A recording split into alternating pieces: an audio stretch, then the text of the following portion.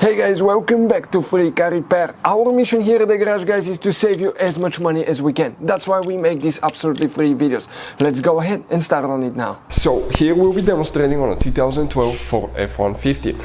You guys have multiple fuses for the ignition start switch as well. For the ignition switch check, ignition switch fuses, we'll have complete video on our channel as well. You have two fuse boxes, but we'll need to work only in the fuse box that's located under the hood. Once you open the hood, right above the radiator fan, right here in that cover, you have the fuse box. And when you open that fuse box, you're going to see the layout right here, guys. You can see you will be facing on this side, and those relays will be towards the windshield side.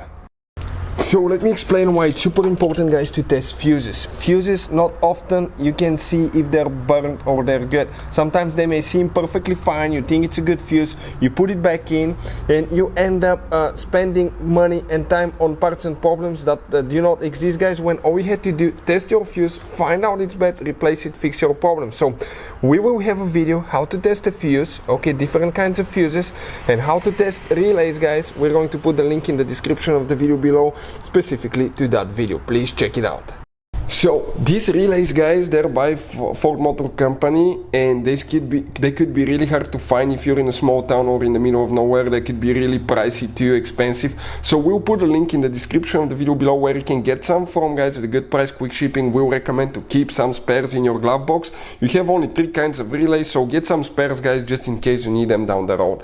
The relay for the ignition switch is right here. 1, 2, 3, 4, 5, 6, 7. That relay, guys, right here, that 7th relay is the one for the ignition switch on your Ford F-150, guys.